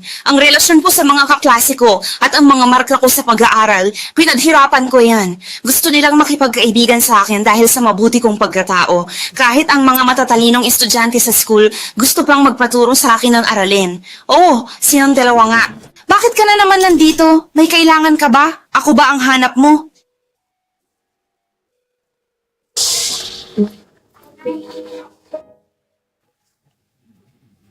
Ito ang inyong bayad sa pagtuturo para sa kasalukuyang linggo. Sa lingguhang pagsusulit sa susunod na linggo, kung si Lujin ay makasama sa top 10 sa kanyang baitang, bibilhan ko kayo ng limitadong edisyon ng game coins ng StarCraft bilang pabuya, iyon ang aking pangako.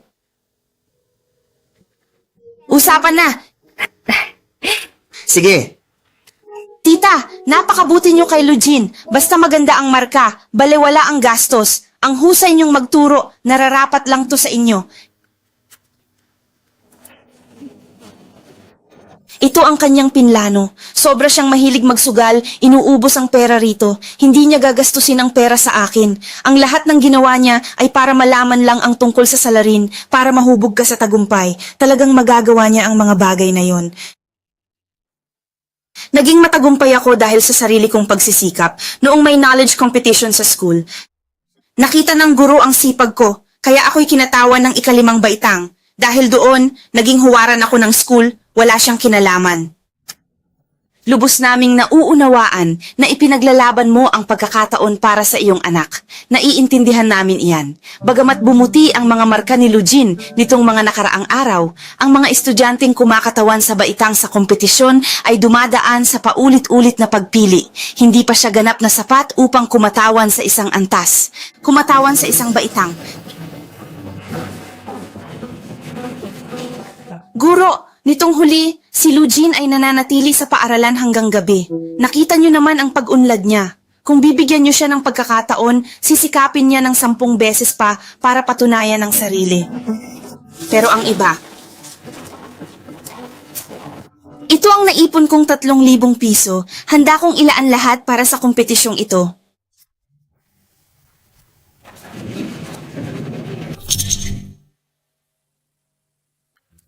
Lu, bilang pinakabatang nanalo ng gintong medalya sa city competition mula nang itatag ang Guangming Elementary School, ano ang masasabi mo ngayon? Una sa lahat, gusto kong pasalamatan ang paaralan sa pagbibigay ng mahalagang pagkakataong ito. Kanina pa nakatingin sa'yo yung taong yon. Nanay mo ba yon? Mayroon lang akong kapatid, mga kapatid na babae, at lola. Ang mga taong patuloy na nagsusugal ay hindi karapat-dapat maging aking ina. Umalis kayo. Bakit mayroong mga magulang na ganyan? Napaka-irresponsable. Paano nila nagagawang pagtrabahuhin ang kanilang anak ng ganito? Nasaan ang kanilang responsibilidad? Diba? Walang kaunting. Mayroon pa rin ganito ngayon. Tamang-tama ang sinabi niya, karapat-dapat lamang. Kaya kapag umalis ako, ganyan din. Ang galing ng sinabi ni Baikyu ng Fufang, napaluha talaga ako. Sinabi niyang hindi siya sumali sa kompetisyon dahil wala ang kanyang ina. Ang 3,000 noong 1,995 ay kailangang paghirapan ng isang ordinaryong manggagawa ng 2 taon. Pero si Yikyo, ang galante niyang gumastos. Kahit wala siya, kaya ko pa rin gawin. Pagkatapos nun, hindi na kami pinansin ng tatay namin. Tama kayo, masyado kayong naantig. Pagkatapos nun, binaliwala niya pa rin kami at nagpatuloy sa pagsusugal. Pati yung mahjong parlor ay isinangla niya para sa utang. Nia! Narito ang mga orihinal na tala ng obserbasyon mula sa Soviet Meteorological Bureau, kasama ang out-of-print na manuskrito ng electronic journal. Ang lahat ng mga materyales na ito ay tunay na kayamanan. Binibini, saan mo ba ito nakuha? Sa Provincial Used Book Market. Tinuntahan ko lahat. Magkano ba ang nais mong halaga? Sabihin mo lang at aking tatanggapin. Professor Lee, kailangan ko ng sarapi. Ang bunso kong anak na babae ay sumapi sa hukbo at nais niyang maging siyentista. Gusto ko lang sanang hilingin na bigyan mo siya ng isang klase sa eksperimento. upang tunay nilang maranasan ang pananaliksik sa agham. Sige, ikaw ba ang nagkaloob ng lahat ng mga kagamitang ito? Oo. Ang halaga ng mga kagamitang ito ay aabot sa 10,000. Paano ka nakakuha ng ganyan bilang isang tagapayo lamang? Principal Wang, sa susunod na buwan ay may kompetisyon sa eksperimento ng pananaliksik sa agham ng kabataan sa probinsya. Sasali ang bunso kong anak sa kompetisyon. May talento siya sa pananaliksik sa agham, hindi dapat siya maapektuhan dahil sa'yo. Tinuruan ako ng kanyang tatay at ni Professor Lee. 3 beses silang tumanggi, pero biglang sumang-ayon. Kaya mga tao niya sila. At sa research competition, biglang may lumabas na pinuno. Nagkalat sa eskwelahan na ako ay maswerte dahil nakakuha ng tanging pwesto. Siya pala ang nasa likod ng lahat. 3,000 piso para sa bayad sa kompetisyon, 10,000 piso para sa mga kagamitan sa eksperimento, at naisinanglapan niya ang mahjong parlor para pambayad ng utang. Saan naman kaya niya kinukuha ang lahat ng perang ito?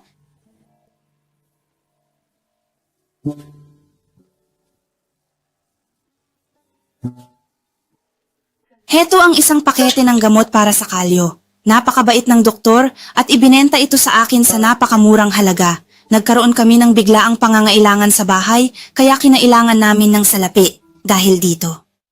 Ngayong ipinagkakatiwala ko na ito sa iyo, panatag na ang aking kalooban. Huwag ka nang magtrabaho bilang entertainer dahil hindi maganda ito para sa iyong kalusugan. Huwag kang mag-alala. Halika na, para kay Xiaojing, sa lingguhang pagsusulit na ito, siya ay...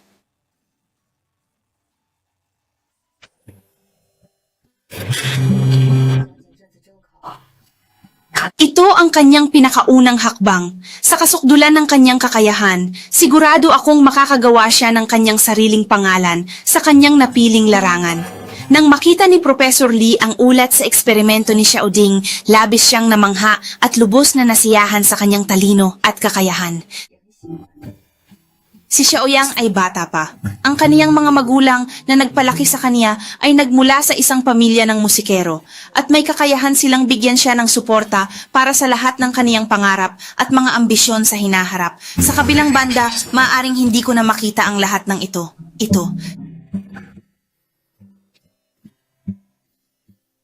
Dito, sa mismong lugar na ito, narito ang buong pinagmulan ng lahat ng nangyari.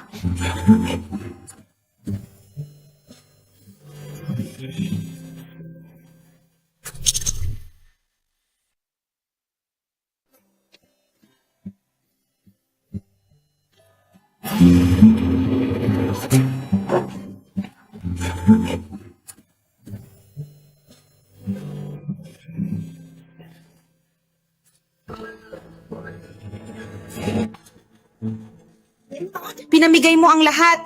Ano pa ang ipinagmamalaki ng pamilya ng asawa mo? Kaya kong ubusin lahat para sa'yo. Ikaw na aksaya sa yaman.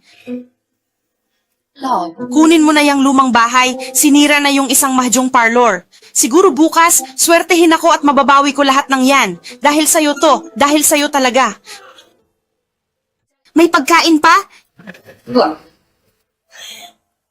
Hindi na kita kayang alagaan pa. Hindi ka na parte ng pamilya. Umalis ka at lumayo. Waa! Oh, hindi! Hindi!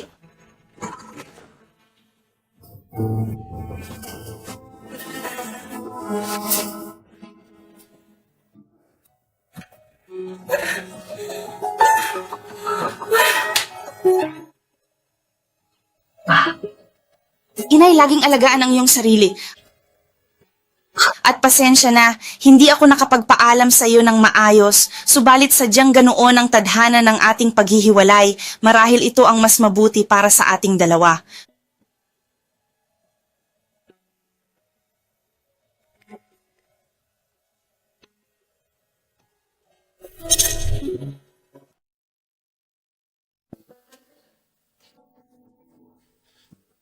Totoo namang ginastos niya sa amin ang pera.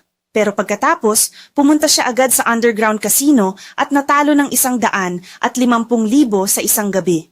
Sa sobrang sama ng loob, doon namatay si Lola. Hindi ko malilimutan ang araw na yon. Namatay siya sa bisig ko, mukha siyang malas na tao. Dahil dito, hinding-hindi ko siya mapapatawad.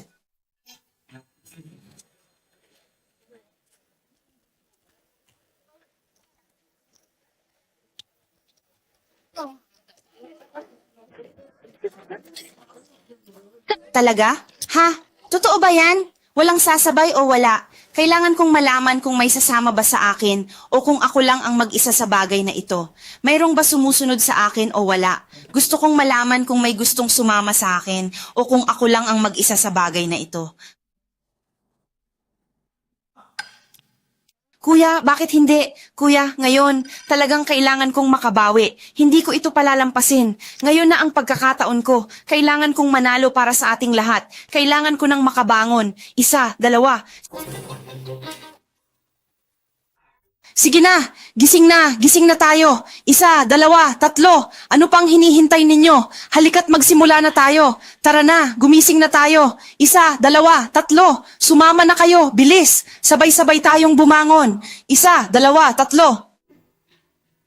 Tulong! Kinakabahan ako. Naaalala niyo ba si Bai Q na kinakausap si Lee Daquan sa hotel?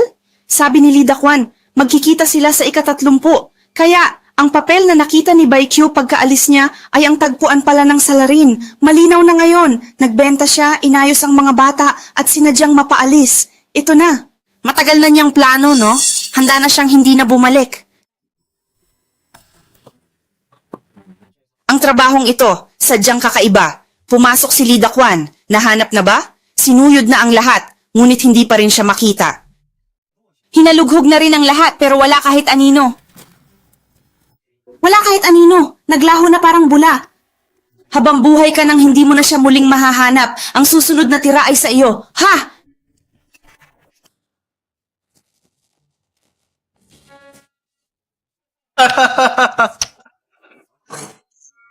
Nakakatakot ulit. Siguradong makakabawi ako sa round na to. Una sa lahat, bayaran mo muna ang 150,000, saka na ang iba. Bayaran mo muna ang 150,000 bago ang anuman. Kuya, huwag kang masyadong mainip. Isa akong regular na suki dito. Siguradong nabayaran na iyan. Tatawagan ko na agad ang kapatid ko para maihatid ang pera. Bantayan ninyo siya ng maigi. Kapag nagtangka siyang maging mapanlinlang, agad putulin ang dila niya. Sige, ituloy lang natin. Hehehe.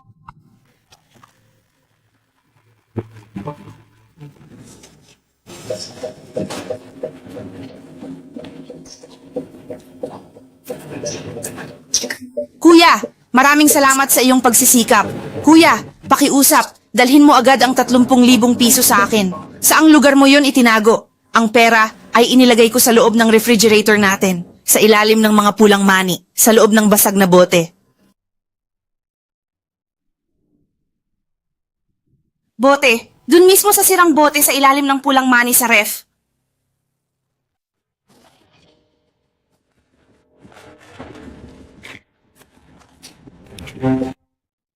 Subaybayan ninyo siya. Kapag wala pa rin siyang bayad sa pagsikat ng araw bukas, putulin ang kanyang kamay. Huwag, huwag, huwag! Sigurado akong darating ang aking kapatid. Chowge, habang iniisip ko, parang may mali. Yung isa nahuli bilang human trafficker, yung isa naman bilang scammer. Maaari bang totoo yun? At yung isa pa, nawala na lang bigla, hindi ba? Imposible! 3 bata lang ang natira sa pamilya Lu. Anong gulo ang magagawa nila? Sa tingin ko, malas lang talaga ang lugar na to. Purong kamalasan. Bukas, puntahan mo ang hotel kung saan nahuli si Daquan. Kung pamilya Lu nga ang may gawa nito. Hinihiling ko na sana'y mamatay silang dalawa. Nauubos na ang kanilang oras. Wala na silang pagkakataon. Ayon sa amo, hindi ka raw niya kailanman nakita. Anong klaseng regular na customer ka pa rin? Regular ka pa rin bang customer? Alam ba ng iyong kuya kung saan ito? Sa aking palagay, wala kang pambayad, kaya nagpapahaba ka lang ng oras para makatakas? Boss, huwag ka munang magmadali. Isa talaga akong regular na customer dito. Siguradong nakalimutan na ako ng may-ari. Nakalimutan? Chowge, pamilyar yung babae na yan. Tingnan mo.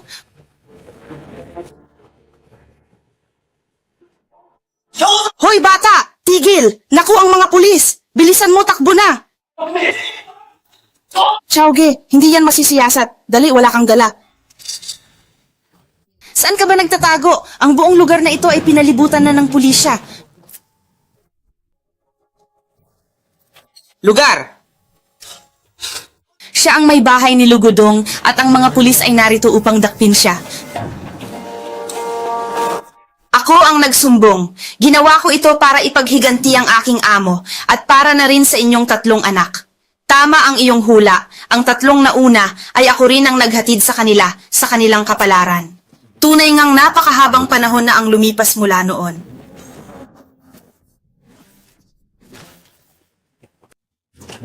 Oo, talagang matagal na. Ngunit sa araw na ito, ipadadala kita sa impyerno upang bugbogin. Sa isang idiot, ganoon lamang kalakas ang aking puot at galit. Hayaan mong sabihin ko sa iyo, napakabilis ng yahat. Inyod ang aking nais. Habang naninigarilyo, bigla na lang. Pumunta ka na sa impyerno para makita ang asawa mo.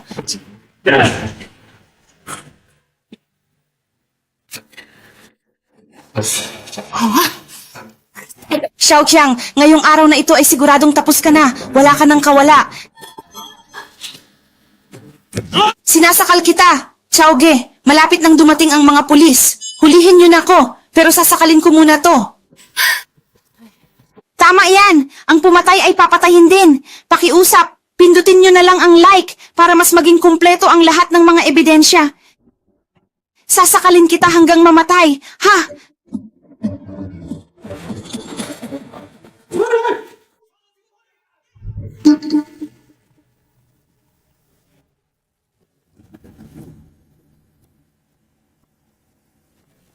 Paghihiganti para sa dinanas na labis na kahihiyan at isang taimtim na kahilingan na tuluyan ng makalayo at makatakas. Siya'y tumatawa, ako'y umiiyak at hindi makahinga. Lujin, Lubing, Luyang, nakikita niyo ba? Ang inyong ina ay buong buhay na nagsasakripisyo para lamang protektahan kayo. Ito ang tunay at wastong kahulugan ng kasabihang ang ina ay nagiging matatag para sa kanyang anak.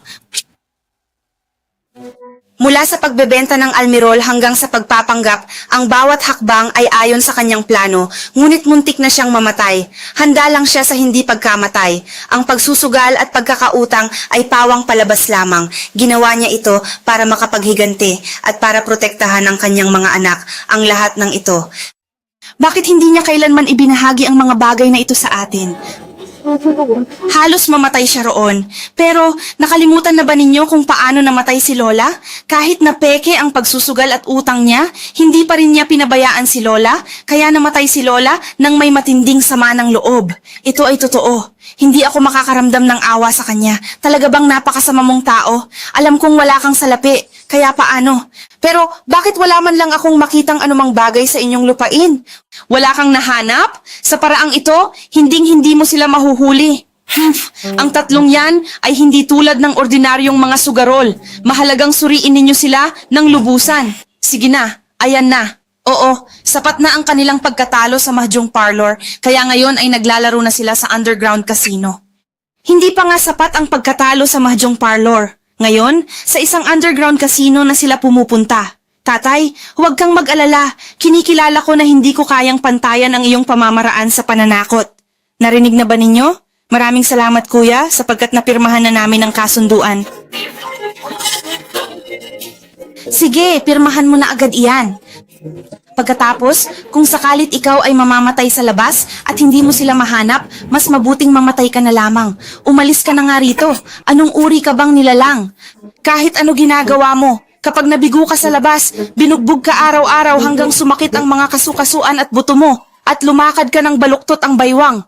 Araw-araw niya akong pinagsasabihan, sisipain kita hanggang mamatay. Kayong dalawa, ako na lang ang dalhin niyo sa detention center.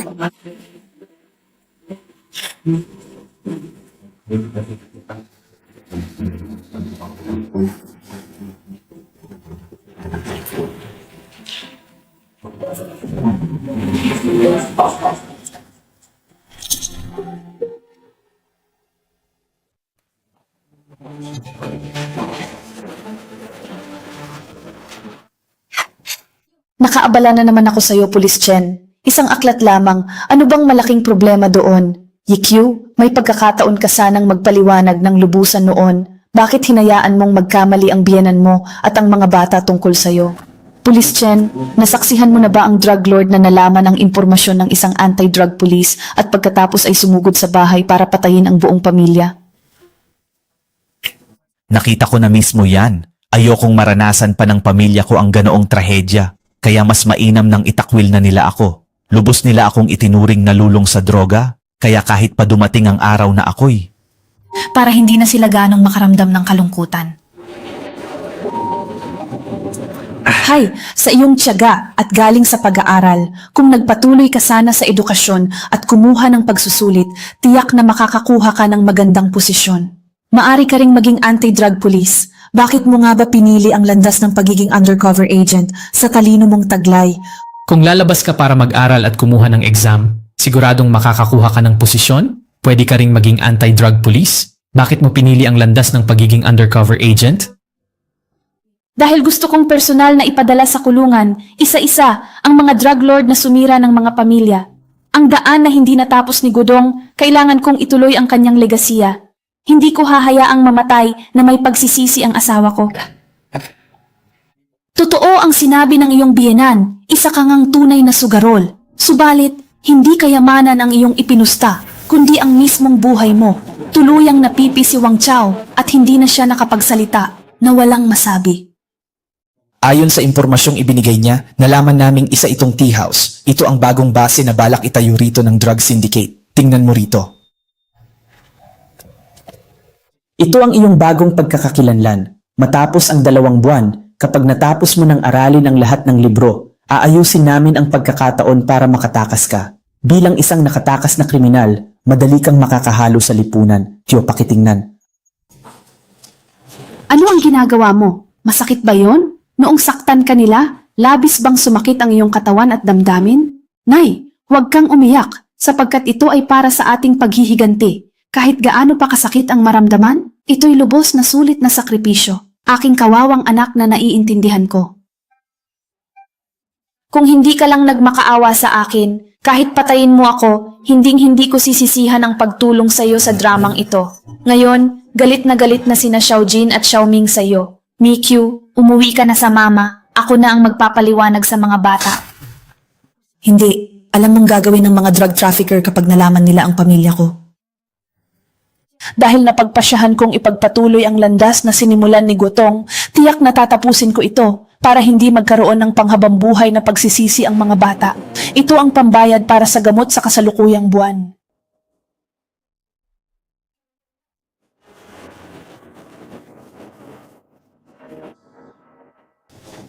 Hindi maganda ang serbisyo ng delivery, ma. Ito ang pambayad para sa iyong gamot ngayong buwan. Sana'y kumain ka ng maayos at huwag magutom. Mayroong mga pagkaing mabibili sa labas, kaya kumain ka na at huwag kang mag-alala. Mag-ingat ka lagi.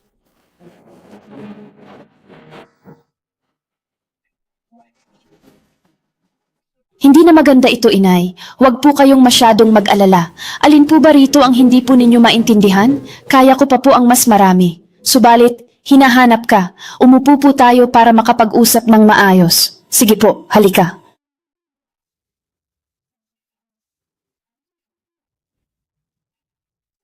Anak ko, sobra-sobra na ang nagastos ni mama para sa'yo. Magtira ka naman para sa sarili mo. Ang kasama nating si Xiong Fanfu ay pumanaw na. Kaya si mama, makakaharap na rin siya ng may kapayapaan sa kabilang buhay. Hindi, anak. Ang iyong ina ay hindi makapagpatuloy dahil kay Singer na ikaw nga. Kaya dapat mong pakinggan ang payo ng iyong ina. Kinakailangan mong manatiling buhay at patuloy na mabuhay hanggang sa araw na ganap na maintindihan ng mga bata ang katotohanan ng lahat ng nangyari.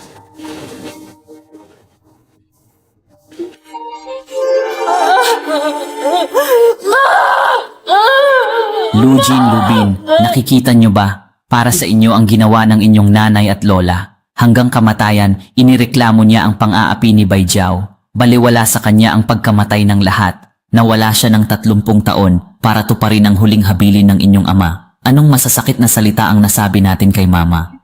Ano ba talaga ang ginawa ninyo kay mama? Dr. Yao, bilisan ninyo, iligtas ninyo siya?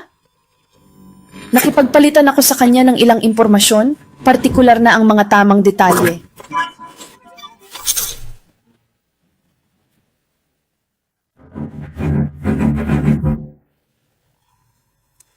Alisin ang gamot sa katawan, ihanda ang electrolyte sa IV. Kontrolin ng maigi ang blood pressure, bumababa ang blood oxygen, lakasan ang agos ng kuryente, 2 tubo para kay Jower. Muli, isa pa. Inay, hindi ba tama ako? Talagang lubos akong nagkamali sa pagkakaintindi sa iyo sa loob ng mahabang 30 taon. Inay, sobra kitang namimiss. Inay!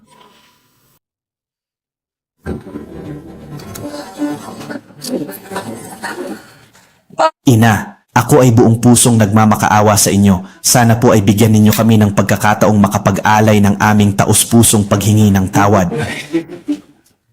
Ginawa na po namin ang aming makakaya, nanay. Nanay, pakiusap, idilat niyo ang inyong mga mata at tignan ako. Ako po si Xiaoji, nanay. Ako po si Xiaoding. Pakiusap po, patawarin niyo ako at sana'y tanggapin niyo rin kami bilang inyong anak, nanay. Nagmamakaawa po ako sa inyo. Huwag niyo po kaming iwanan. Ina, nagkamali ako. Pahintulutan mo akong mamatay. Gusto mo ba akong kausapin?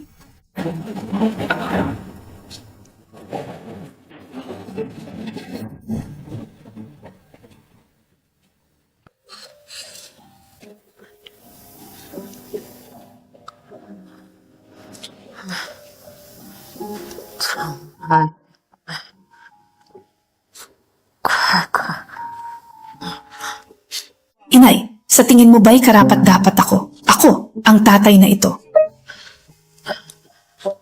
Siya ay aking ama, aking pinagmumula ng inspirasyon. Ngunit sa paghahambing, pakiramdam ko ay wala akong anumang halaga at hindi ko kayang tapatan ang kanyang mga naipamahagi.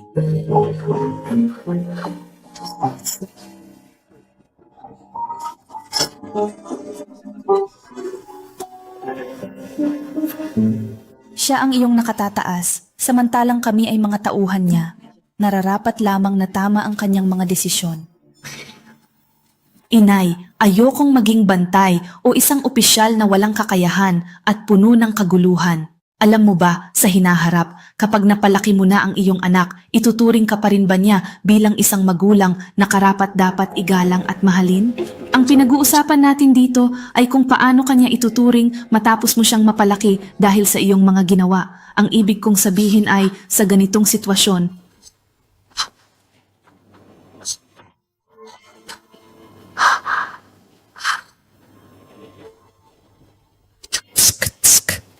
Ma, hindi ko maipaliwanag ang aking nararamdaman, ngunit sana ay muli mo akong makita ang iyong minamahal na anak. Mahal na mahal kita, Ma, at labis kang namimiss.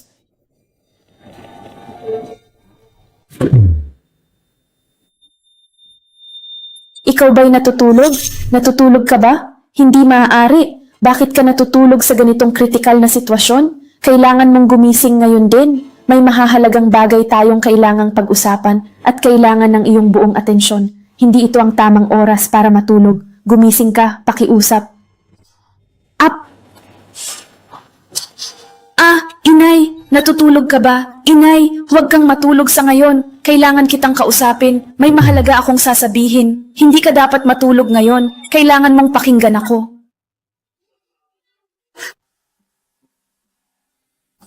Alinsunod sa regulasyon ng Pambansang Kagawaran ng Industriya at Komersyo, iginawad ang posthumous na parangal kay kasama by YQ, kasama ang unang klase na karangalan. Ang numero ng badge ng pulis na 052387 ay permanenteng ilalagay sa archive.